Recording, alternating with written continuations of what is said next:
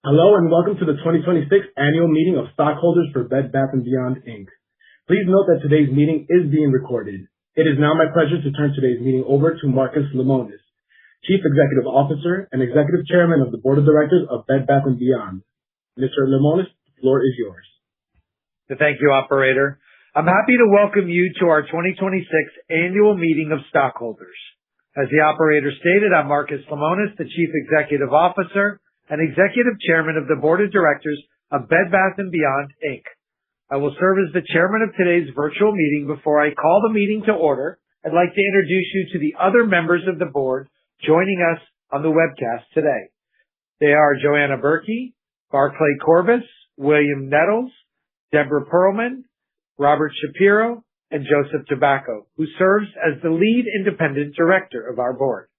Also present are Melissa Smith, the company's General Counsel and Corporate Secretary, who will serve as the moderator for the Q&A portion of this meeting, and Erica Whitmore and Diana Mays-Gonzalez of KPMG LLP, the company's independent auditor, who are responsible and available for questions. Today's meeting may include forward-looking statements. Actual results may differ materially from those indicated by these statements as a result of various important factors, including those discussed in the Risk Factors sections of our Forms 10-K, 10-Q, and other reports that we file with the SEC. Any forward-looking statements represent our views only as of today, and we undertake no obligation to update them. The meeting will now officially come to order. We will proceed with the formal business of the meeting indicated in the notice of the annual meeting and the company's proxy statement. The polls open today, May 14th, 2026 at 2 p.m. Mountain Time for voting on all matters before the meeting. If you have not already voted and wish to vote, the polls will remain open until we finish presenting the proposals and close the polls. You do not need to vote during the meeting if you have already voted and do not wish to change your vote. Note that only stockholders who are logged into the meeting using their control number will be available to vote during the meeting and ask questions.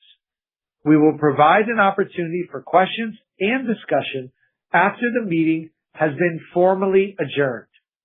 We are accepting questions now and encourage you to type your questions in early through the live virtual portal by clicking on the Q&A icon.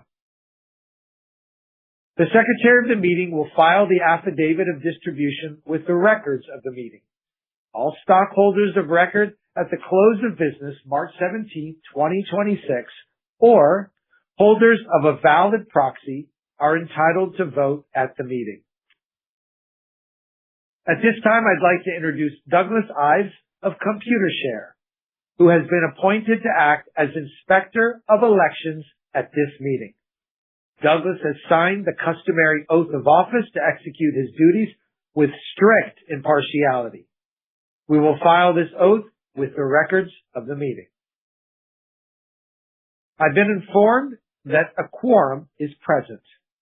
Therefore, I hereby declare this meeting to be duly constituted for the transaction of business. We will now proceed with the formal business of this meeting. There are 6 proposals to be considered by the stockholders at this meeting. The board recommends that the stockholders vote for each of the proposals 1 through 6. Proposal 1 is the election of Marcus A. Lemonis, Joanna C. Berkey, Barclay F. Corbis, William B. Nettles, Jr., Deborah G. Perlman, Dr. Robert J. Shapiro, and Joseph J. Tobacco, Jr. to serve as directors with a term to expire at the Bed Bath & Beyond, Inc. 2027 Annual Meeting of Stockholders. Proposal 2 is the ratification of the Audit Committee's appointment of KPMG LLP as the independent registered public accounting firm of the company for the year ending December 31st, 2026. Proposal 3 is the approval on an advisory, non-binding basis of the compensation paid by the company to its named executive officers, also known as the Say on Pay vote. Proposal 4 is the approval of an amendment to the company's amended and restated certificate of incorporation to increase the number of authorized shares of common stock.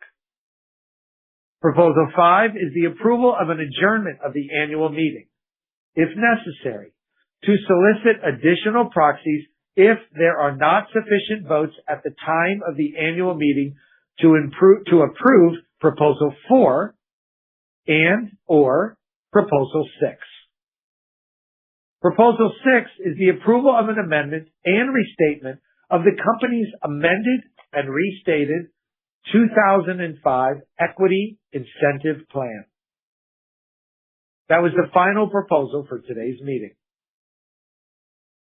If you wish to vote and you haven't already, please vote now by clicking on the voting button on the web portal and following the instructions. The polls will close in 30 seconds. You do not need to vote electronically if you have already sent in your signed proxy or if you have voted by telephone or internet.